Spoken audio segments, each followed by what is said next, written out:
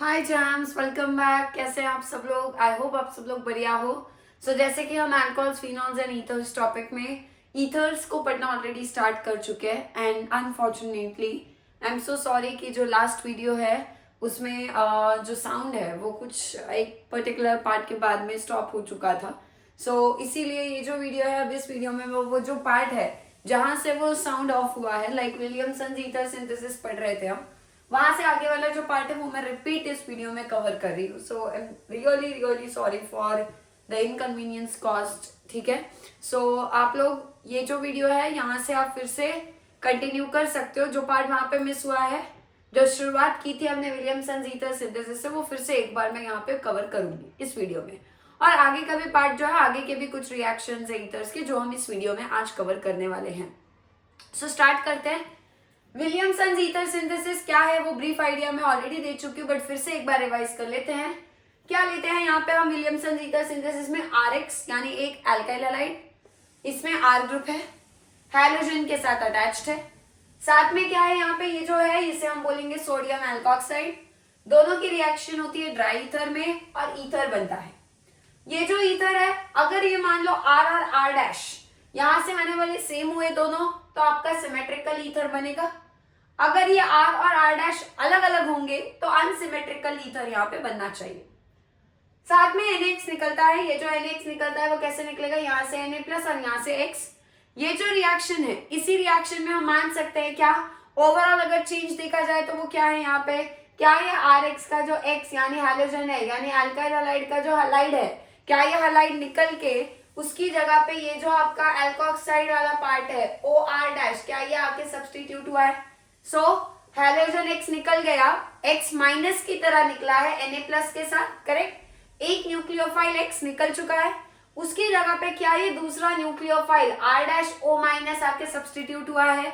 Yes, एक nucleophile दूसरे nucleophile से सब्स्टिट्यूट हुआ, इसीलिए ये जो रिएक्शन है ये विलियमसन ईथर सिंथेसिस एक तरह से न्यूक्लियोफिलिक सब्स्टिट्यूशन रिएक्शन है। और किसका न्यूक्लियोफिलिक सब्स्टिट्यूशन है, वो अल्काइल हैलाइड्स में होने वाला न्यूक्लियोफिलिक सब्स्टिट्यूशन है। आने वाला जो न्यूक्लियोफाइल है वो कौन है बेटा, तो ये एल्कोक्साइड, ये जो है OR डैश नेगेटिव, ऑक्सीजन पे नेगेटिव है ना यहाँ पे क्योंकि Na तो पॉजिटिव है। ये जो नेगेटिव वाला ऑक्सीजन है ये एज ए न्यूक्लियोफाइल जाके X को सब्स्टिट्यूट कर रहा है। क्लियरली ये एक न्यूक्लियोफिलिक सब्स्टिट्यूशन है।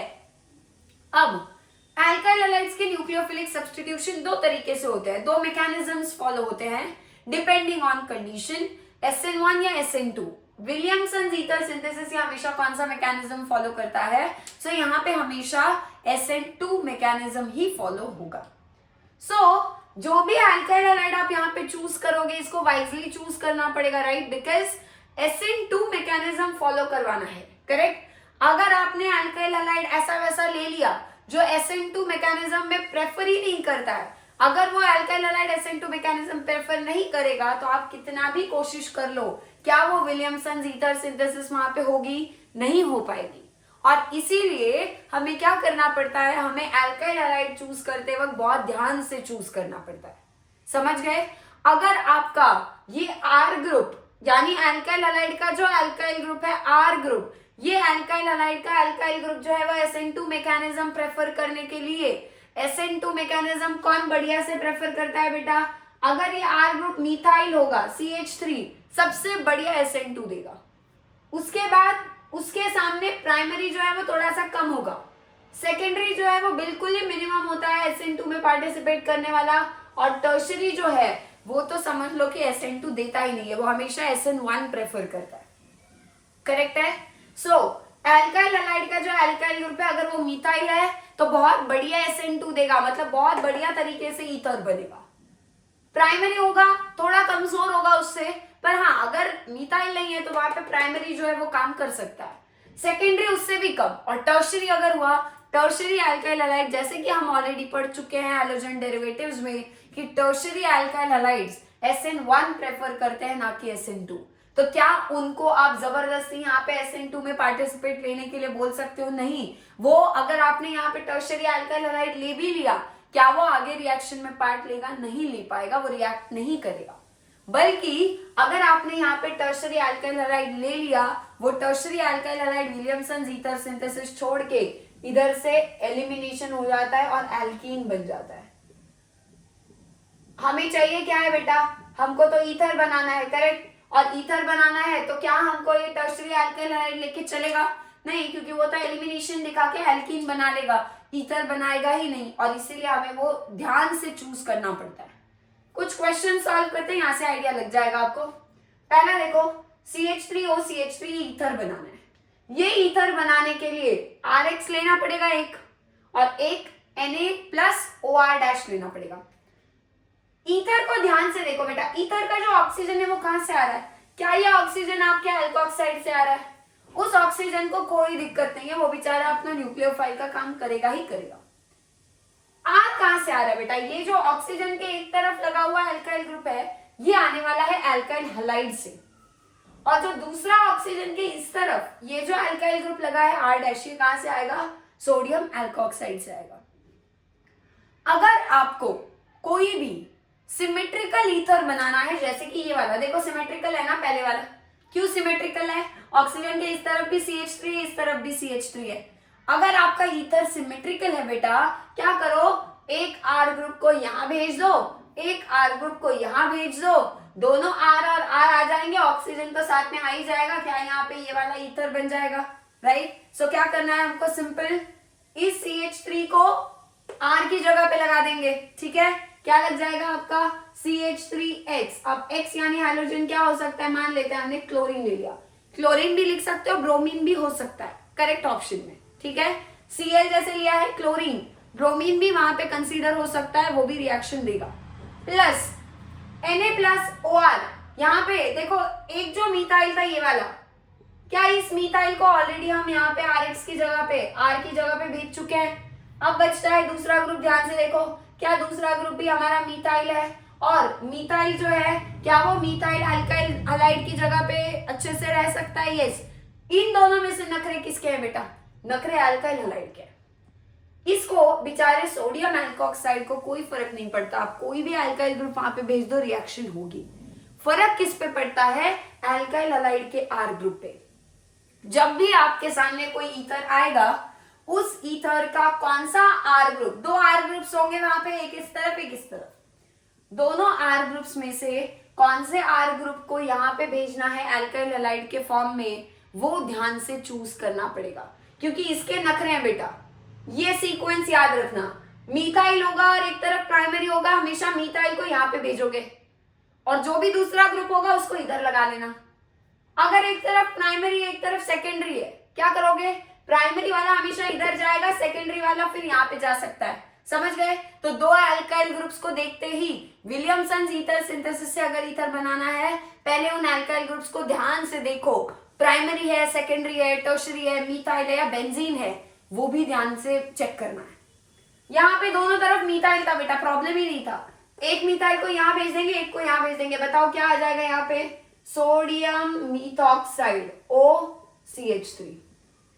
चलो लिख तो लिया, ट्राई करते हैं बनेगा क्या ईथर सच में जो ये वाला चाहिए। क्या करना है, यहाँ से Na और यहाँ से Cl निकल जाएंगे, करेक्ट है, ये नेगेटिव है। क्या ये आपका CH3O और ये वाला CH3 आपस में जुड़ जाएंगे, बन गया डाई मीथाइल ईथर, या फिर मीथॉक्सी मीथेन भी इसको बोल सकते हैं। डन, आई होप पहले वाला क्लियर होगा। अगर इधर इथाइल होता और इधर भी इथाइल होता, तब बताओ क्या होता? क्या दोनों तरफ इथाइल इथाइल ग्रुप्स, यानी क्या आपका वो भी एक सिमेट्रिकल ईथर है? यस। एक इथाइल को यहां भेज दो, एक इथाइल को यहां भेज दो, फर्क पड़ेगा ही नहीं। फर्क कहां पड़ेगा? यहां देखो, अब ये जो है इस तरफ ऑक्सीजन के इस तरफ जो ग्रुप है वो कौन है बेटा? मीथाइल है, ठीक। दूसरी तरफ जो ग्रुप लगा है उसको ध्यान से ऑब्जर्व करो, जो कार्बन ऑक्सीजन के साथ जुड़ा है उसकी डिग्री निकालो। क्या ये कार्बन दो और कार्बन से जुड़ा हुआ है? ठीक है, क्या फिर ये सेकेंडरी हुआ? करेक्ट। अब एक तरफ मीथाइल है और एक तरफ सेकेंडरी है, क्या कर सकते हैं? मीथाइल को यहां पे भेज सकते हैं, सेकेंडरी वाले को यहां भेज सकते हैं, या उल्टा भी हो सकता है। कैसे? मीथाइल को यहां भेज दो, सेकेंडरी वाले को यहां भेज दो। बट अगेन अल्काइल हैलाइड के नखरे क्या नखरे कहते हैं अल्काइल हैलाइड के? अल्काइल हैलाइड बोलेगा कि मुझे मीथाइल चाहिए, मुझे सेकेंडरी नहीं चाहिए। मीथाइल और सेकेंडरी वाले में से अल्काइल हैलाइड में कौन जाएगा? फिर ऑब्वियस सी बात है मीथाइल जाएगा। तो यहाँ पे ऑक्सीजन के साथ कौन लग जाएगा बेटा? ये सेकेंडरी वाला लग जाएगा। आई होप आपको चीजें क्लियर हो रही है। कैसे करना है? हमेशा अल्काइल हैलाइड को पहले सोचो, दोनों अल्काइल ग्रुप्स को देखना है, सेम हुए तो दिक्कत ही नहीं है। अल्काइल हैलाइड को मानना ही पड़ेगा, जो भी ग्रुप है वो लेना ही पड़ेगा। अलग अलग है तो अल्काइल हैलाइड नखरे करेगा और बोलेगा ये नहीं, ये चाहिए, ये चाहिए नहीं, ये वाला चाहिए। तो वो चूज करने के लिए आपको ये पता होना चाहिए अल्काइल हैलाइड की पहली पसंद मीथाइल, दूसरी पसंद प्राइमरी, तीसरी पसंद सेकेंडरी, टर्शरी तो उसको बिल्कुल दूर दूर तक पसंद नहीं है, वो कभी नहीं लेगा। समझ गए बात? अब बताओ मीथाइल और सेकेंडरी में से अल्काइल हैलाइड किसको उठाएगा बेटा? मीथाइल को उठाएगा। नखरे बहुत हैं। चलो अल्काइल हैलाइड को वहां पे, मीथाइल को यहाँ पे भेज देते हैं आर की जगह पे। क्या ले लेंगे बेटा फिर से? क्या मीथाइल क्लोराइड या ब्रोमाइड चलेगा? इस बार ब्रोमाइड ले लेते हैं। हैलोजन क्लोराइड ब्रोमाइड में से कोई भी लिखो चलेगा। जो बचा हुआ ग्रुप है बेटा ये सेकेंडरी वाला CH CH3 CH3 वाला, इसको कहाँ भेजोगे? क्या ये ऑक्सीजन के साथ, ऑक्सीजन के साथ ये सोडियम के साथ जाके लग जाएगा? यस, Na+O-, जो R ग्रुप आपका यहाँ पे लगने वाला है ऑक्सीजन के साथ, क्या वो ये वाला होगा? अब यस, तो कौन होगा बेटा? CH CH3 twice. ये मैंने डायरेक्टली ऐसे लिख दिया, 2 CH3 CH3 लगे हैं यहाँ पे, ठीक है। Na+ है और O पे क्या है आपका? नेगेटिव है। आप इसको सीधा ONA भी लिख सकते हो बेटा। इसको कभी कभी ऑप्शन में हो सकता है उल्टा भी लिख के दिया हो। कैसे? CH के ऊपर CH3 के ऊपर CH3 और फिर इसके ऊपर ONA, ऐसा भी हो सकता है। बात एक ही है। यहाँ पे मैंने सिर्फ ये Na को इधर क्यों दिखाया? क्योंकि रिएक्शन प्रेडिक्ट करना यानी प्रोडक्ट लिखना थोड़ा आसान हो जाता है। यहाँ से Br, यहाँ से Na निकालो, CH3O, CH CH3 CH3 बन गया ईथर जो चाहिए था। प्रोडक्ट लिखने में आसानी होती है, इसलिए मैं लिखते वक्त ऐसे घुमा के लिख रही हूँ। सोडियम को और हैलोजन को पास ला दी। क्यों? क्योंकि सोडियम को और X को ही निकलना है ना बाहर, तो उनको पास पास दिखाया ताकि प्रोडक्ट लिखने में आपको दिक्कत ना आए। आपको भी अगर मान लो ऐसे वो एक अल्काइल हैलाइड और एक सोडियम एल्कोक्साइड दे देते हैं, ईथर पूछते हैं, तो आपके पास भी बेस्ट ऑप्शन क्या है? इस तरीके से लिखो कि सोडियम और हैलोजन पास पास आए, ताकि सोडियम के साथ हैलोजन निकाल दोगे, जो जो बचा है ये ऑक्सीजन और R और ये वाला R, इनको आपस में जोड़ दोगे।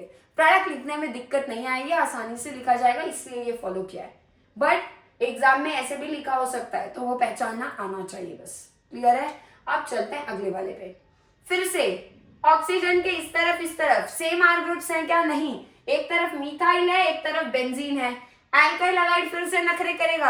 अल्काइल हैलाइड के नखरे क्या कहते हैं कि उसको तो मीथाइल चाहिए, तो बेंजीन को कहाँ जाना पड़ेगा बेटा? यहाँ पे जाना पड़ेगा, ठीक है।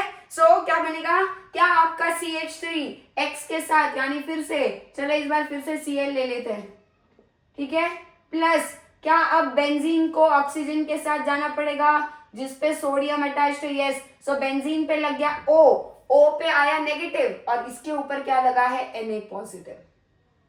क्लियर है? सो ये क्या है हमारा बेटा? Sodium phenoxide. ये रिंग कौन सी है? बेंजीन। बेंजीन रिंग को हम फिनाइल रिंग भी बुलाएंगे। फिनाइल रिंग और ऑक्सीजन साथ में क्या बोलेंगे? फिनॉक्साइड, और फिनॉक्साइड के साथ में सोडियम, सो इसे बोला जाएगा सोडियम फिनॉक्साइड। सो क्या लिया गया है यहाँ पे? मीथाइल क्लोराइड, और मीथाइल क्लोराइड के साथ में क्या लिया है? Sodium phenoxide.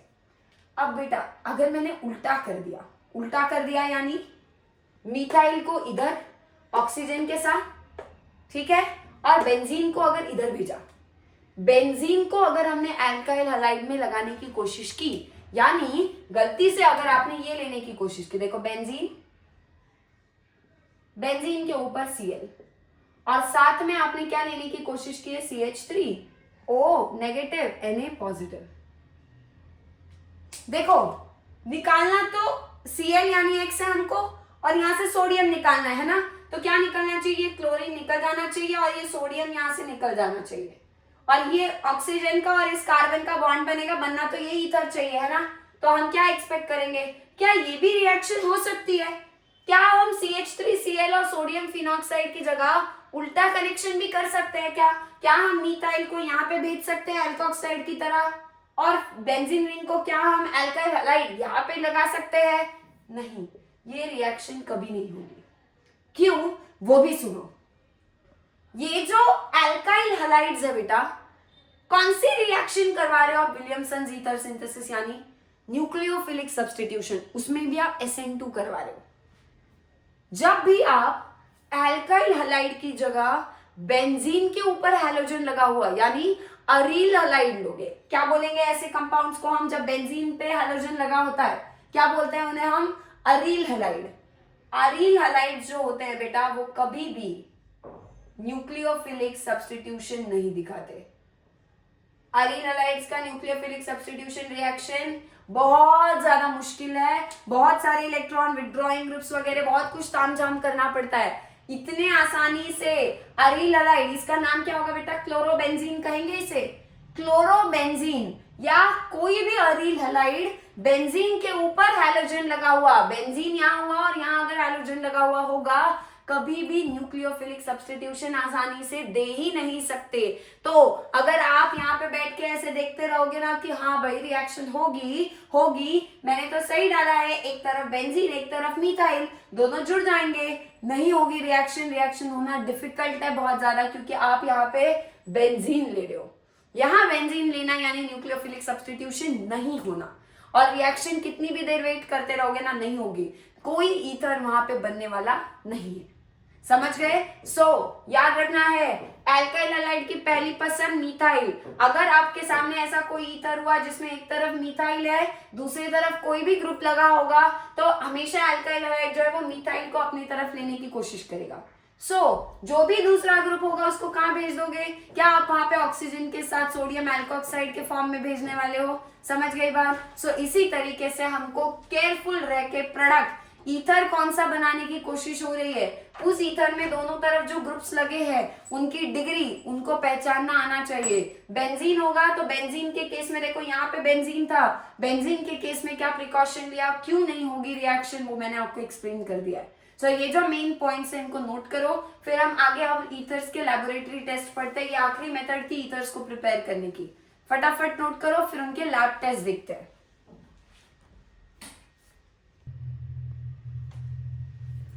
अब देखते हैं ईथर्स के लिए लैबोरेटरी टेस्ट कौन सा करना है। लैबोरेटरी टेस्ट का मतलब क्या होता है, उसका इंटेंशन क्या होता है? हमें कभी भी अगर मान लो लैब में कोई भी कंपाउंड ऐसे पकड़ाया जाए और बोला जाए कि ये कंफर्म करो कि क्या ये एक ईथर है या फिर नहीं है, वो करने के लिए ऐसे ही देखते ही तो कोई प्रेडिक्ट नहीं कर सकता है, राइट? क्योंकि स्टेट के बेसिस पे ऐसे बहुत सारे कंपाउंड्स हो सकते हैं, जो लिक्विड हो सकते हैं, जो गैसियस हो सकते हैं, जो सॉलिड हो सकते हैं। कलर के बेसिस पे भी हम इतना इजीली डिस्टिंग्विश नहीं कर पाएंगे। हर एक तरह के फैमिली के लिए, हर ऑर्गेनिक कंपाउंड के लिए, हर तरह के ऑर्गेनिक कंपाउंड के लिए एक अलग से टेस्ट किया जाता है। ईथर्स के केस में वो टेस्ट कौन सा है वो हमको देखना है। ईथर्स जो है बेटा ये यूजुअली इतना आसानी से रिएक्ट नहीं करते। ईथर्स के केस में आप अगर देखोगे तो इनकी रिएक्शन यूजुअली ज्यादातर बहुत जल्दी नहीं होती है। ना ये रिड्यूसिंग एजेंट के साथ रिएक्ट करते हैं आसानी से, ना ये ऑक्सीडाइजिंग एजेंट के साथ आसानी से रिएक्ट करते हैं, ना ये आपके डाइल्यूट एसिड्स और बेसिस के साथ रिएक्ट करते हैं। यानी इनकी रिएक्टिविटी जो है वो बहुत ज्यादा कम है। अगर ऐसे ईथर्स ऑक्सीडाइजिंग एजेंट के साथ रिएक्ट नहीं करेंगे, रिड्यूसिंग के साथ रिएक्ट नहीं करेंगे, डाइल्यूट एसिड बेसिस के साथ रिएक्ट नहीं करेंगे, क्या उनके केस में फिर हमें जो रिएक्शन है वो लैब में करवानी ही पड़ेगी, तो ही हम कुछ प्रेडिक्ट कर पाएंगे ना। रिएक्शन नहीं हुई और बोल दिया कि वो ईथर ऐसा नहीं है। इसीलिए जो रिएक्शन करवाई जाती है लैब में वो होती है ईथर्स की कॉन्सेंट्रेटेड H2SO4 के साथ। किसके साथ रिएक्ट करवाना है ईथर्स को? ईथर्स को रिएक्ट करवाना पड़ेगा कॉन्सेंट्रेटेड सल्फ्यूरिक एसिड यानी H2SO4 के साथ। और एक कंडीशन है कि यहाँ पे हमको कोल्ड एंड कॉन्सेंट्रेटेड H2SO4 जो है वो लेना पड़ता है। कोल्ड कंडीशन में रिएक्शन करनी है। रिएक्शन कैसे होगी वो समझो। कॉन्सेंट्रेटेड H2SO4 सल्फ्यूरिक एसिड है ना, एसिड है तो एसिड का काम क्या है बेटा? जैसे हम एसिड को यहाँ पे ईथर के साथ मिलाएंगे, क्या आपका एसिड H+ दे देगा? क्योंकि एसिड का काम ही क्या है? H+ देना। और H+ निकलने के बाद सल्फ्यूरिक एसिड में से क्या एक H अभी भी बचेगा क्योंकि H2 है, करेक्ट, उसमें से एक H प्लस निकल गया, एक H बचा और ये SO4 बच गया और उसके ऊपर चार्ज कितना आ गया, माइनस। यानी सल्फ्यूरिक एसिड से दो चीजें मिल रही हैं हमको डिसोसिएट होके, एक तो H प्लस और दूसरा HSO4 माइनस। अब होगा क्या, ध्यान से रिएक्शन को समझो। ईथर क्या है बेटा हमारा, ROR डैश, सिमेट्रिकल हो तो भी रिएक्शन का तरीका वही होगा, अनसिमेट्रिकल हो तब भी रिएक्शन का तरीका वही रहेगा। ऑक्सीजन के ऊपर क्या होता है बेटा, दो बॉन्ड बना रहा है ऑक्सीजन, तो दो लोन पेयर्स भी होंगे यहाँ पे। अब जैसे ही आप इसको H2SO4 में डालोगे, क्या H2SO4 से उसको H प्लस दिखेंगे, हाँ, ईथर की नजर किस पे गई, H प्लस। अब H प्लस कैसा है बेटा, H के ऊपर पॉजिटिव चार्ज है, पॉजिटिव चार्ज यानी ये कैसा है, इलेक्ट्रॉन डेफिशिएंट है। ईथर्स में आपका जो ऑक्सीजन है उसका नेचर चेक करो, क्या ये ऑक्सीजन लोन पेयर्स होने की वजह से, दो दो लोन पेयर्स होने की वजह से इलेक्ट्रॉन रिच है। जो H प्लस आ रहा है सल्फ्यूरिक एसिड से वो कैसा, इलेक्ट्रॉन डेफिशिएंट है। एक तरफ इलेक्ट्रॉन रिच, एक तरफ इलेक्ट्रॉन डेफिशिएंट। डेफिशिएंट वाले को इलेक्ट्रॉन्स की जरूरत है, रिच वाले के पास इलेक्ट्रॉन भर भर के पड़े हैं, क्या ये अपने इलेक्ट्रॉन इसको देने की कोशिश नहीं करेगा, करेगा। ऑक्सीजन जो है, ईथर्स का जो ऑक्सीजन है ROR डैश, इस पे कोई फर्क नहीं पड़ने वाला है। क्या ऑक्सीजन अपने दो इलेक्ट्रॉन्स मतलब एक लोन पेयर इस H प्लस को देने की कोशिश करेगा, बिल्कुल, और इस तरीके से ऑक्सीजन का और H का बॉन्ड बन जाएगा। और जैसे ही ऑक्सीजन अपने लोन पेयर देगा, एक लोन पेयर हाइड्रोजन को दे देगा, क्या उसके ऊपर एक पॉजिटिव चार्ज आ जाएगा, यस। सो ऑक्सीजन के ऊपर आ चुका है एक पॉजिटिव चार्ज। ये जो बना है बेटा, इसे बोलेंगे हम ऑक्सोनियम सॉल्ट। क्या बोलते हैं इसको हम, ऑक्सोनियम सॉल्ट। अब सॉल्ट यानी सिर्फ NaCl, सोडियम क्लोराइड सॉल्ट नहीं होता, जितने भी आयनिक कंपाउंड्स होते हैं, आयनिक कंपाउंड्स यानी कहीं पे भी अगर आपको प्लस और माइनस एक साथ अट्रैक्ट होते हुए, यानी दो आयंस ऑपोजिटली चार्ज साथ में दिखाई दे, तो that will be a salt, उसको कॉमन वर्ड सॉल्ट कहा जाएगा। यहाँ पे कहाँ है, बोलोगे मैम यहाँ प्लस तो दिख रहा है, माइनस कहाँ पे जो आपने उसको सॉल्ट कहा, देखो यहाँ पे जैसे ही सल्फ्यूरिक एसिड से H प्लस निकलेगा, क्या ये नेगेटिव बनेगा, वहां पे ये कहा जाएगा, क्या वो भी उधर ही आसपास घूम रहा होगा, हाँ या नहीं, हाँ। तो ऑक्सीजन तो इसके साथ बॉन्ड बना लेगा, क्या उसके बाद में ये HSO4 माइनस वहां पे मीडियम में घूम रहे होंगे, क्या ये ऑक्सीजन पे पॉजिटिव चार्ज आते ही ये जो नेगेटिव है ये इसके पास अट्रैक्ट होगा, और जैसे ही ये HSO4 माइनस यहाँ पे आएगा, ये पॉजिटिव नेगेटिव साथ में क्या एक सॉल्ट बना लेंगे, यस। सो यहाँ पे जो सॉल्ट बना है that is oxonium salt. So lab test क्या है ईथर्स की, जब भी हम ईथर्स को cold and concentrated sulphuric acid के साथ ट्रीट करते हैं वो ऑक्सोनियम सॉल्ट बना लेते हैं, और ये जो ऑक्सोनियम सॉल्ट्स होंगे बेटा ये आपके सॉल्युबल हो जाएंगे, आपको क्लियर सोल्यूशन बनता हुआ वहां पे दिखेगा। सॉल्ट वाटर सॉल्युबल होते हैं, सल्फ्यूरिक एसिड लिया है कॉन्सेंट्रेटेड, मीडियम इक्वियस ही है, क्या यहाँ पे आपको सॉल्युबिलिटी देखती हुई मिलेगी, यस, क्योंकि सॉल्ट पानी में डिसॉल्व होने लगेंगे और सोल्यूशन क्लियर और ट्रांसपेरेंट बनता जाएगा। और इस तरीके से हम ये लैब टेस्ट ईथर्स के लिए लैब में करवाते हैं, नोट कर लो फटाफट। नेक्स्ट जो हमको पढ़ना है वो क्या है, ईथर्स के कुछ केमिकल प्रॉपर्टीज हैं, वो प्रॉपर्टीज हमको डिस्कस करने, फटाफट नोट करो। सो अब हमें क्या पढ़ने हैं, ईथर्स के केमिकल प्रॉपर्टीज, दैट मीन्स उनके केमिकल रिएक्शंस पढ़ने। केमिकल रिएक्शंस ईथर्स के जो है वो इतने इजीली रिएक्ट वैसे नहीं होते, बट रिएक्शन स्पेसिफिकली कुछ कुछ होती हैं, वो रिएक्शंस एक एक करके हम अभी देखने वाले हैं। जो फर्स्ट रिएक्शन है ईथर्स की दैट इज विद ऑक्सीजन। अब ये रिएक्शन होगी कैसे पहले वो समझो। अगर एक टेस्ट ट्यूब है मान लो, उस टेस्ट ट्यूब में हमने ईथर ले लिया, अगर वो टेस्ट ट्यूब को ओपन रख दिया हमने ऐसे ही खुली हवा में, क्या होगा, क्या हमारे आसपास जो एटमॉस्फेयर है उसमें ऑक्सीजन है अवेलेबल, यस। क्या वो ईथर जैसे ही एयर के यानी ऑक्सीजन के कांटेक्ट में आएगा, क्या वहां पे रिएक्शन होगी। रिएक्शन कुछ कुछ ईथर्स में बहुत स्लो होती है, कुछ ईथर्स हैं जैसे कि हमारा di ethyl ether. Di ethyl ether यानी कौन सा ईथर है, वो दोनों तरफ ऑक्सीजन के इथाइल ग्रुप लगा हुआ होना चाहिए, CH3 CH2, ये ग्रुप कौन सा, इथाइल ग्रुप। ऑक्सीजन के दोनों तरफ अगर हम इथाइल ग्रुप ही लगा दे ये कौन सा ईथर हो गया हमारा, डाई इथाइल ईथर। ये जो डाई इथाइल ईथर है बेटा, ये बहुत जल्दी ऑक्सीजन के साथ में रिएक्ट करता है। बनता क्या है, कैसे बनता है, वो मैं एक्सप्लेन कर रही हूं। अब ये रिएक्शन जो है वो हमारे लिए काफी ज्यादा डेंजरस भी है। डेंजरस क्यों है वो समझते हैं। अब इसको मान लो हमने किसके साथ में ट्रीट किया है, ऑक्सीजन के साथ, ठीक है। ऑक्सीजन यानी O2। ये जो ऑक्सीजन है बेटा, इस ऑक्सीजन के आसपास आपको क्या ये कार्बन दिखाई दे रहा है। ऑक्सीजन के इस तरफ भी कार्बन है जिसपे 2 हाइड्रोजन है, इस तरफ भी कार्बन है जिसपे 2 हाइड्रोजन है। कोई भी एक कार्बन देख लो और उस कार्बन का और हाइड्रोजन का बॉन्ड जो है वो मैंने ऐसे ओपन करके दिखा दिया, एक ही सिर्फ, ठीक है। इस कार्बन के ऊपर कितने हाइड्रोजन लगे हुए हैं, 2, बट मैंने क्या किया है, एक हाइड्रोजन को वैसे ही रखा है और जो दूसरा हाइड्रोजन है उसका जो बॉन्ड है मैंने ऐसे ओपन करके यहाँ पे दिखा दिया। अब होता क्या है वो समझो। ये जो दोनों ऑक्सीजन है ना बेटा, ये दोनों ऑक्सीजन जाके यहाँ पे इस कार्बन और हाइड्रोजन के बीच में इंसर्ट होंगे। कैसे इंसर्ट होंगे वो ध्यान से समझो।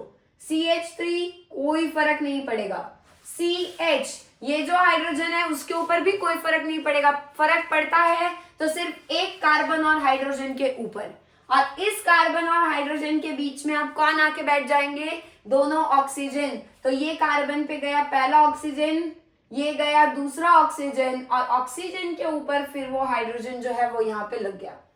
क्या ये पहले कार्बन और ये वाला हाइड्रोजन आपस में डायरेक्टली जुड़े हुए थे, ये वाले, उन्हीं के बीच में क्या 2 ऑक्सीजन आके इंसर्ट हुए, यस। और ये जो बचा हुआ पार्ट है ना बेटा, उसको ऐसे ही दिखा दो, CH2 के ऊपर CH3। क्लियर है। अब ये जो लिंकेज है, ऑक्सीजन ऑक्सीजन सिंगल बॉन्ड, और ऑक्सीजन के एक तरफ एक ग्रुप और दूसरे ऑक्सीजन के भी दूसरे तरफ एक ग्रुप लगा है। इस ऑक्सीजन पे H है, इस ऑक्सीजन पे CH है, और दोनों ऑक्सीजन ऑक्सीजन आपस में सिंगल बॉन्ड से जुड़े हैं। इस लिंकेज को क्या बोला जाता है, परऑक्साइड लिंकेज। सो परऑक्साइड लिंकेज कैसे पहचानते हैं बेटा हम, कभी भी अगर आपको ऑक्सीजन ऑक्सीजन सिंगल बॉन्ड दिखाई दिया और ऑक्सीजन के ऊपर एक ग्रुप और इधर वाले ऑक्सीजन के ऊपर दूसरा ग्रुप ऐसे जुड़ा हुआ दिखाई दिया, तो दैट इज परऑक्साइड लिंकेज। तो क्या हमारे ईथर्स ऑक्सीजन के साथ मिलके एक तरह के परऑक्साइड बना रहे हैं, बिल्कुल। ईथर की रिएक्शन जब ऑक्सीजन के साथ होगी क्या बनते हैं, परऑक्साइड्स। अब बेटा ये जो परऑक्साइड लिंकेज है या ये जो परऑक्साइड्स है, ये बहुत ज्यादा हजार्डस यानी हमारे लिए बहुत ज्यादा रिस्की, बहुत ज्यादा डेंजरस है। क्यों, क्योंकि अगर इसमें ये जो परऑक्साइड है वो उस टेस्ट ट्यूब में बन गया, अगर वहां पे टेम्परेचर का कुछ बहुत ज्यादा चेंज आया, टेम्परेचर बदलने से ये जो परऑक्साइड्स है ये अनस्टेबल होने की वजह से बहुत ज्यादा वायलेंटली रिएक्ट करेंगे। सो परऑक्साइड्स की दिक्कत क्या है बेटा, परऑक्साइड जो होते हैं वो वायलेंट रिएक्शंस देते हैं, अलग अलग टेम्परेचर पे डिपेंड करता है वो, और वायलेंट रिएक्शन होगी। अगर रिएक्शन मान लो बहुत ज्यादा वायलेंट हुई, क्या होगा, हम उसको कंट्रोल नहीं कर पाएंगे, वहां पे कोई भी एक्सीडेंट्स हो सकते हैं, और वो प्रिवेंट करने के लिए क्या ये परऑक्साइड बनने से रोकना चाहिए। परऑक्साइड बनने से रोकना है मतलब इनडायरेक्टली ईथर्स और ऑक्सीजन को कांटेक्ट में आने नहीं देना है। अगर ईथर परऑक्साइड के कांटेक्ट में आया, वो ईथर ईथर रहेगा ही नहीं, वो तुरंत आपका परऑक्साइड में कन्वर्ट हो चुका होगा। और आप अगर सोच रहे होगे कि उस टेस्ट ट्यूब में ईथर अभी भी है, नहीं, वहां पे ईथर है ही नहीं, वो एग्जिस्ट ही नहीं करता, क्योंकि वो तो परऑक्साइड बना चुका होगा कब का। क्लियर है। और इसका एक ही तरीका है, क्या, ईथर्स का और ऑक्सीजन का डायरेक्ट कॉन्टैक्ट ब्रेक कर दो, कॉन्टैक्ट में नहीं आएंगे तो परऑक्साइड नहीं बनेगा, रिएक्शन नहीं होगी। नेक्स्ट रिएक्शन किसके साथ है हमारी ईथर्स की, हॉट एंड डाइल्यूट एसिड के साथ। यूजुअली आप एसिड में HCl H2SO4 ले सकते हो, कोई भी हो, बट कंडीशन क्या है बेटा, एक तो हीटिंग करना पड़ेगा, क्योंकि डाइल्यूट एसिड और डाइल्यूट बेस के साथ मैंने आपको लैबोरेटरी टेस्ट बताते हुए भी एक्सप्लेन किया, क्या, ईथर्स की डाइल्यूट एसिड और बेस के साथ की रिएक्शन इतनी ज्यादा इजीली नहीं होती। उनको कॉन्सेंट्रेटेड एसिड होगा तो कोल्ड कंडीशन में वो ऑक्सोनियम सॉल्ट बना लेंगे, पर क्या डाइल्यूट एसिड के साथ में वो इजीली नॉर्मल टेम्परेचर पे रिएक्ट करेंगे, नहीं, हीटिंग करना पड़ेगा, हॉट कंडीशन में रिएक्शन करवानी पड़ेगी। मान लिया चलो रिएक्शन करवाने के लिए हॉट और डाइल्यूट एसिड लेना है, रिएक्शन होगी कैसे, प्रोडक्ट बनेगा कैसे, वो समझते हैं। इन जनरल बता रही हूं पहले, फिर कुछ एग्जांपल भी करेंगे। ROR' हमने एक ईथर ले लिया, ये दोनों R और R' सेम भी हो सकते हैं, दोनों R और R डैश अलग भी हो सकते हैं, जो भी हो, प्रोडक्ट लिखने का तरीका जो है वो मैं आपको बता रही हूँ। यहाँ पे इसको ट्रीट करेंगे एसिड के साथ, डाइल्यूट है, डाइल्यूट एसिड मतलब क्या, वहां पे वाटर भी होगा और वाटर के साथ एसिड यानी H प्लस आएगा। क्या वाटर और एसिड से H प्लस मिलके H3O प्लस बना लेंगे? यस। सो अगर उन्होंने ऐसे लिखा H2O स्लैश H प्लस, इसका मतलब क्या है कि पानी भी है, पानी के साथ H प्लस भी है, मतलब एसिड भी है। घूम फिर के H2 और H प्लस मिलके H3O प्लस ही बनाएंगे ना। तो चाहे ये लिखा हो चाहे ऐसे लिख के दिया हो, बात एक ही है। और यहाँ पे हमने डाइल्यूट एसिड लिया है, तो डाइल्यूट एसिड होने के कारण हम यहाँ पे सीधा H3O प्लस लिख सकते हैं। और हीटिंग करवाना है, हॉट कंडीशन में रिएक्शन करनी है, तो ट्रायंगल बना दिया हीटिंग का सिंबल। अब रिएक्शन कैसे होगी समझो। क्या करो, कहीं से भी ये जो बॉन्ड है ना, एक ब्रेक कर दो, इधर वाले O और R का या फिर इधर वाले O और R डैश का, कोई भी एक बॉन्ड आपको तोड़ना है। यहां से जहां से आपने बॉन्ड तोड़ा है बेटा, ऑक्सीजन जहां पे गया है वो ऑक्सीजन किसके साथ गया है? R O जो है वो अलग हो गया, R डैश जो है वो अलग हो गया, करेक्ट है। जैसे ही ये ऑक्सीजन और कार्बन वाला ये R डैश वाला बॉन्ड टूटेगा, ऑक्सीजन जो है वो वाटर से H उठा लेगा और जो ये R डैश है इसके ऊपर OH लग जाएगा। ओवरऑल रिएक्शन में हुआ क्या वो समझो। क्या ऑक्सीजन पे H और इस R डैश पे OH, ओवरऑल एडिशन अगर देखें तो वो किसकी हुई है बेटा? HOH यानी वाटर की हुई है।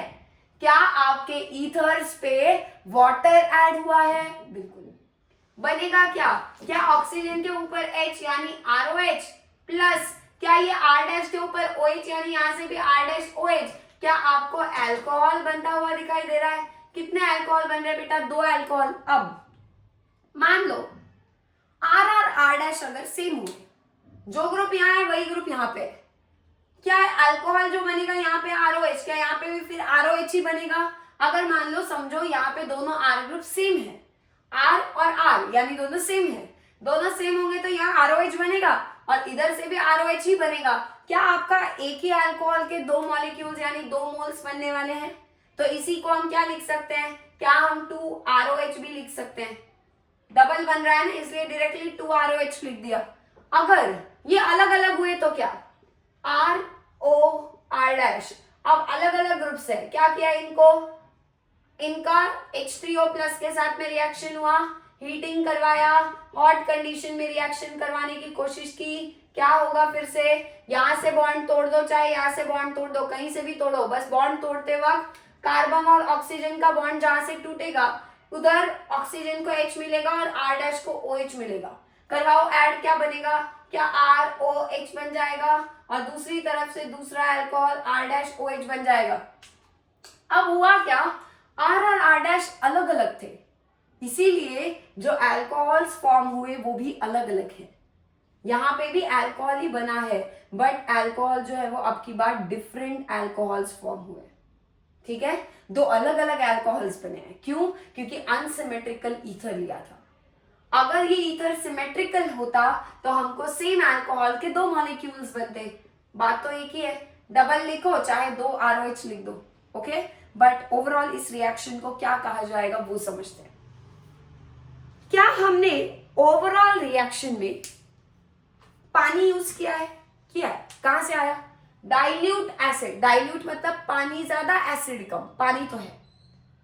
क्या आपने ईथर का जो ऑक्सीजन और कार्बन वाला बॉन्ड था, ये जो ऑक्सीजन कार्बन वाला बॉन्ड है, ये जो बॉन्ड है, क्या आपने ईथर में पानी मिलाते ही, अब पानी अकेला नहीं था, एसिड जरूर साथ में था, करेक्ट है, एसिड वहां पे साथ में था, बट क्या हमने पानी यूज करके, पानी को यूज करके ईथर का कोई बॉन्ड तोड़ा है? यस, OR वाला बॉन्ड टूटा है। जब हम पानी को यूज करके कोई भी बॉन्ड ब्रेक करवाते हैं, यानी बॉन्ड की ब्रेकिंग को हम लाइसिस बुलाते हैं, राइट? LYSIS। सो क्या हम इसे भी लाइसिस बोल सकते हैं? कौन से बॉन्ड का लाइसिस यानी ब्रेकिंग? किस बॉन्ड का ब्रेकिंग हुआ है बेटा यहाँ पे? क्या ऑक्सीजन और जो कार्बन उसके ऊपर जुड़ा है इस तरफ से हो चाहे इस तरफ से हो, क्या ऑक्सीजन और कार्बन वाला बॉन्ड टूटेगा? ब्रेकिंग होगी, यानी वहां पे लाइसिस हो रहा है। क्या यूज करके बॉन्ड तोड़ा है? क्या पानी को यूज करवा के बॉन्ड टूटा है? यस। और इसीलिए ऐसे रिएक्शंस को हम क्या बोलेंगे? हाइड्रोलाइसिस। ये पूरा एक ही वर्ड है, क्या बोलना है इसको? हाइड्रोलिसिस। हाइड्रोलिसिस का मतलब क्या होता है? Using water. हाइड्रो का मतलब है क्या? वाटर को यूज करके लाइसिस करवाना, और लाइसिस करवाना यानी बॉन्ड तोड़ना, बॉन्ड ब्रेकिंग करवाना। कोई भी बॉन्ड टूटने के लिए पानी यूज होगा तो वो रिएक्शन हाइड्रोलिसिस कहा जाएगा। क्या हमने फिर यहाँ पे ईथर्स को हॉट एंड डाइल्यूट एसिड के साथ जब ट्रीट किया, क्या उनका एक तरीके से हमने हाइड्रोलिसिस करवाया? यस। सो ये जो रिएक्शन है इसका टाइप क्या है बेटा? ये हाइड्रोलिसिस रिएक्शन है।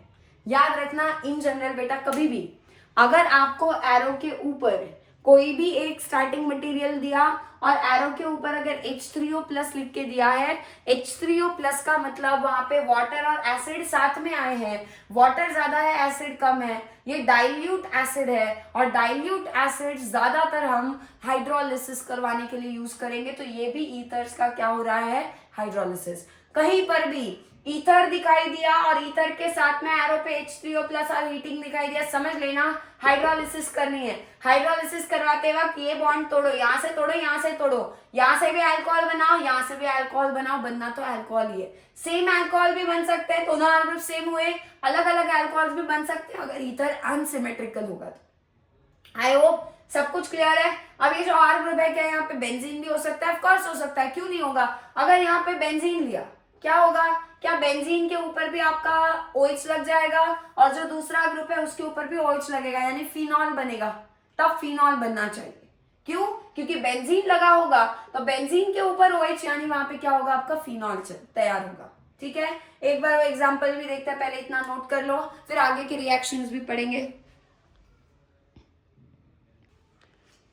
अब हाइड्रोलिसिस के कुछ क्वेश्चंस देखते हैं। तो ये जो है, ये पहला आपका ईथर है, इसका नाम क्या होता है? एनिसोल, बेंजीन, O और CH3। ठीक, अब यहाँ पे हाइड्रोलिसिस करवाने के लिए कहा है। हाइड्रोलिसिस करते हुए क्या होगा? क्या आपका ये वाला बॉन्ड टूट सकता है, यहाँ से ये बॉन्ड टूट सकता है, या फिर यहाँ से ये वाला बॉन्ड टूट सकता है? करेक्ट, कहीं से भी टूटे, बनना तो अल्कोहल ही है। करेक्ट, ऑक्सीजन दोनों तरफ आपके जो जो R ग्रुप्स है उनको OH ही मिलने वाला है। अब मुझे एक बात बताओ, यहां से जो बॉन्ड टूटेगा, ए वाला बॉन्ड मान लेते हैं, इसको बॉन्ड मान लेते हैं बी। कौन सा बॉन्ड टूटना आसान है? क्या बेंजीन का और ऑक्सीजन का बॉन्ड टूटना आसान है, या ऑक्सीजन का और CH3 का बॉन्ड टूटना आसान है? प्रोडक्ट घूम फिर के सेम बनेगा। आप बेंजीन वाला और ये वाला बॉन्ड तोड़ोगे तो यहाँ पे OH लगाना पड़ेगा बेंजीन पे, फिनॉल, और ये वाला बॉन्ड तोड़ोगे तो CH3OH, बनने तो प्रोडक्ट सेम ही वाले, एक तरफ से CH3OH, एक तरफ से बेंजीन पे OH, यानी फिनॉल बनेगा। बट कुछ एक पॉइंट है जो यहाँ पे समझना जरूरी है, वो क्या है? बेंजीन का और ऑक्सीजन का बॉन्ड टूटना आसान है, या ऑक्सीजन का और CH3 का बॉन्ड टूटना आसान है, वो हमको ढूंढना है। अब जो ईथर है, ऑक्सीजन है, क्या ऑक्सीजन के ऊपर दो लोन पेयर्स होते हैं यहाँ पे? यस। क्या ये लोन पेयर जो है ऑक्सीजन वाले, क्या बेंजीन के साथ में रेजोनेंस में जाते हैं? करेक्ट, और जब ये ऑक्सीजन का लोन पेयर रेजोनेंस में पार्ट लेगा बेंजीन के साथ, क्या ये आपका बेंजीन और ऑक्सीजन का जो बॉन्ड है, क्या वो कभी कभी डबल बॉन्ड की तरह एग्जिस्ट नहीं करेगा? करेगा ना, क्यों? वैसे तो दिखते हुए क्या दिख रहा है बेटा? सिंगल बॉन्ड है, बट अगर ऑक्सीजन ने अपने लोन पेयर्स को रेजोनेंस के लिए यूज किया, क्या यहाँ पे डबल बॉन्ड आ जाएगा? आएगा। और अब बताओ, सिंगल बॉन्ड टूटना, ये जो बॉन्ड है O और CH3 वाला, ऑक्सीजन और CH3 वाला जो बॉन्ड होगा, क्या वो तो हमेशा ही सिंगल रहेगा? क्योंकि रेजोनेंस इस तरफ नहीं चल रहा है, रेजोनेंस बेंजीन वाली तरफ चल रहा है। क्या फिर ऑक्सीजन और CH3 का बॉन्ड हमेशा सिंगल, बट ऑक्सीजन और बेंजीन का बॉन्ड कुछ देर के लिए डबल? कौन सा बॉन्ड टूटना आसान है, डबल बॉन्ड या सिंगल बॉन्ड? Single bond. और इसीलिए कौन सा बॉन्ड टूटेगा? क्या ऑक्सीजन और CH3 वाला बॉन्ड टूटेगा? ऑक्सीजन और बेंजीन वाला जो बॉन्ड है, इसमें डबल बॉन्ड कैरेक्टर आने की वजह से क्या ये डिफिकल्ट हो जाएगा टू ब्रेक? क्लियर है? तो ये जो बॉन्ड है, ये ब्रेक करना मुश्किल है। कौन सा? ए वाला बॉन्ड। और क्यों मुश्किल है? Partial double bond character resonance की वजह से आ रहा है, उसके वजह से मुश्किल है। बट ये जो बॉन्ड है बी वाला, क्या बॉन्ड बी वाला टूट सकता है क्योंकि वो हमेशा सिंगल है? यस। सो आप बताओ कहां से तोड़ोगे बॉन्ड? क्या आप ऑक्सीजन और CH3 वाला बॉन्ड तोड़ोगे रेदर देन ऑक्सीजन और बेंजीन वाला? प्रोडक्ट में फर्क नहीं आएगा, इसीलिए बोल रही हूँ। प्रोडक्ट बदलेगा नहीं, बट आपको अगर गलती से पूछ लिया कि ये बॉन्ड टूटता है, ये वाला बॉन्ड टूटता है, हम बोलेंगे कि यही बॉन्ड टूटता है। ये बॉन्ड क्यों टूटता है? बेंजीन और ऑक्सीजन वाला बॉन्ड टूटने में दिक्कत क्या आएगी? तो ये दिक्कत आएगी बेटा, डबल बॉन्ड कैरेक्टर रेजोनेंस की वजह से। यहाँ पे कोई डबल बॉन्ड कैरेक्टर है? नहीं है, ये आपका नॉर्मल अल्काइल ग्रुप है। रेजोनेंस नहीं, डबल बॉन्ड कैरेक्टर नहीं, प्योर सिंगल बॉन्ड, टूटना इजी। क्या बनेगा बेटा? यहाँ से O निकल गया, O के ऊपर H और ये CH3 पे OH, बनने तो वही वाला है। क्या एक तरफ से फिनॉल बन जाएगा बेंजीन पे OH और दूसरी तरफ से मेथनॉल बन जाएगा CH3 के ऊपर OH। प्रोडक्ट घूम फिर के सेम आएंगे, उसमें कोई दिक्कत आनी नहीं चाहिए। अगली रिएक्शन देखो, अब दोनों तरफ जो अल्काइल ग्रुप है वो सेम है। क्या यहाँ से कहीं से भी बॉन्ड तोड़े, ये वाला तोड़े ये वाला तोड़े, फर्क नहीं पड़ेगा। यहाँ से तोड़ लेते हैं, क्या यहाँ पे आपका H लग जाएगा और यहाँ पे OH लग जाएगा? सो ये O और CH3 वाला बॉन्ड टूट जाएगा। क्या सेपरेट होगा बेटा? CH3O, ये पार्ट सेपरेट और दूसरा जो CH3 है वो सेपरेट हो जाएगा। अब बताओ O क्या ले लेगा? H, O के ऊपर लग गया H। CH3 क्या किसको उठा लेगा पानी में से? OH। क्या आपके मेथनॉल बने हैं दो मॉलिक्यूल्स, क्या हम इसी को 2 times CH3OH डायरेक्टली ऐसा भी लिख सकते हैं? 2 बार CH3OH दिखाने से अच्छा डबल CH3OH ही लिख लो डायरेक्टली। आई होप आपको ये रिएक्शंस करवाने में कोई दिक्कत नहीं आएगी। ये आपका पहला एग्जाम्पल था, ये आपका जो है वो दूसरा एग्जाम्पल था। यहाँ पे मेन पॉइंट जो समझाने वाला था वो आपका बेंजीन और ऑक्सीजन डबल बॉन्ड क्यों नहीं टूटता, ये बॉन्ड क्यों टूटता है, वो इंपॉर्टेंट था, वो आपको क्लियर हो गया होगा। ओके, सो ये हमारी सेकेंड रिएक्शन कंप्लीट हुई। हाइड्रोलिसिस जिसको हमने कहा था H3O प्लस और हीटिंग के साथ होगी। अगली रिएक्शन देखते हैं किसके साथ है ईथर्स की? PCl5 phosphorus pentachloride. पेंटाक्लोराइड क्यों? क्योंकि 5 Cl लगे हुए हैं। अब रिएक्शन कैसे होगी? बहुत आसान। ईथर्स के रिएक्शन लिखना बहुत इजी है, ठीक है, बस पता होना चाहिए कब क्या बनाना है, कैसे बनाना है। यहां पे कितने Cl दिख रहे हैं आपको? 5।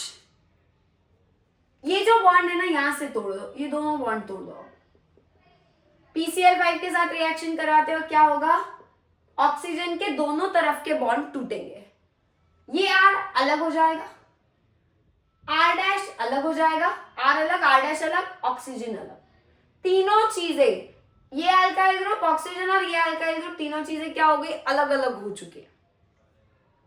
R जो है वो R PCl5 में से एक Cl को उठा लेगा, R के ऊपर लग गया Cl plus R dash P, एक बॉन्ड टूटा है ऑक्सीजन के साथ, नया बॉन्ड तो बनाना पड़ेगा, क्या कर लेगा? वो भी PCl5 में से एक Cl को उठा लेगा। अब बताओ बेटा क्या बचा? क्या एक R ग्रुप ने एक Cl, दूसरे R डैश ने एक Cl उठा के अल्काइल क्लोराइड बन गया? अगर दोनों R सेम हुए क्या होगा? दोनों अल्काइल क्लोराइड सेम बनेंगे, अलग अलग हुए तो अलग अलग बनेंगे, ठीक है। बट ऑक्सीजन का क्या होगा? PCl5 में से कितने Cl गए बेटा? 2। क्या 3 Cl अभी भी फास्फोरस के पास है? तो ये जो फास्फोरस एक ऑक्सीजन और तीनों Cl मिलके जो बाय प्रोडक्ट यहाँ पे बनता है वो होता है POCl3। POCl3 फॉर्म होगा। कैसे बना? फिर से रिपीट कर रही हूं। अगर आपको ईथर दिया है और उसकी रिएक्शन PCl5 के साथ करवाने के लिए बोल दी है, दोनों तरफ से RO वाला बॉन्ड तोड़ो, R अलग, R Cl को उठाएगा एक, दूसरा R डैश एक Cl को उठाएगा, दूसरा प्रोडक्ट, जो ऑक्सीजन बचा है वो फास्फोरस और बचे हुए 3 क्लोरीन के साथ POCl3 फॉर्म कर लेगा। ये हमारा बाय प्रोडक्ट है। मेन प्रोडक्ट कौन है बेटा हमारा? क्या आपको मेन प्रोडक्ट में दोनों R और R dash group alkyl chloride बनाते हुए दिखे हैं?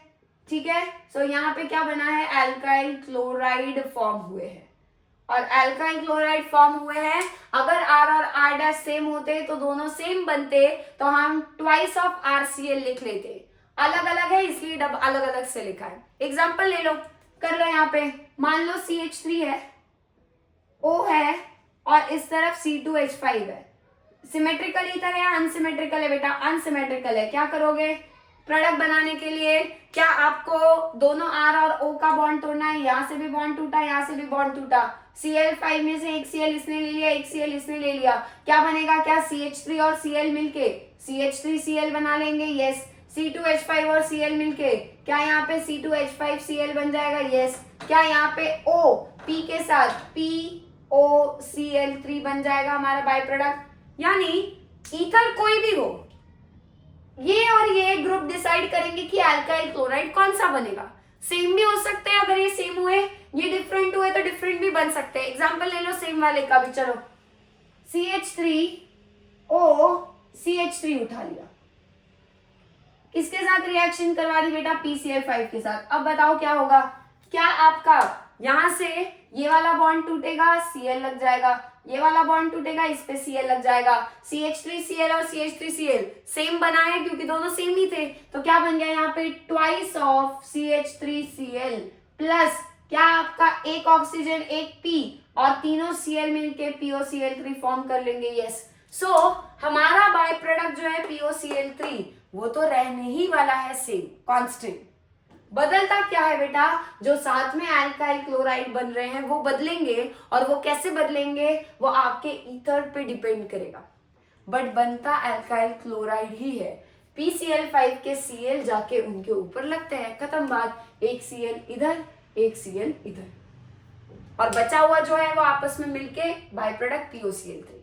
क्लियर है? आपको हो सकता है बाय प्रोडक्ट भी पूछ ले। प्रोडक्ट लिखना क्योंकि आसान है, बना लेते हैं सब। बाय प्रोडक्ट कभी कभी भूल जाते हैं, बाय प्रोडक्ट याद नहीं रहता है, तो याद रखो बेटा प्रोडक्ट लिखना अगर आसान है ना तो बाय प्रोडक्ट भी याद रखो। इस रिएक्शन में PCl5 की और ईथर की, कोई सा भी ईथर हो, दो एग्जांपल देख लिए, ये वाला फर्स्ट है, ये हमारा सेकेंड एग्जांपल है। कोई भी ईथर हो PCl5 के साथ मिलके बाय प्रोडक्ट POCl3 कॉमन रहेगा। कैसा भी ईथर ले लो बाय प्रोडक्ट तो यही मिलने वाला है। आई होप आपको सारे रिएक्शंस क्लियर होंगे।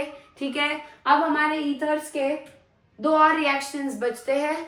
हॉट एंड डाइल्यूट एसिड के साथ हमने देख लिया हाइड्रोलिसिस होगा, बट अगर हमने हॉट एंड कॉन्सेंट्रेटेड एसिड लिया तो बात कुछ और होती है, रिएक्शन कुछ अलग होती है।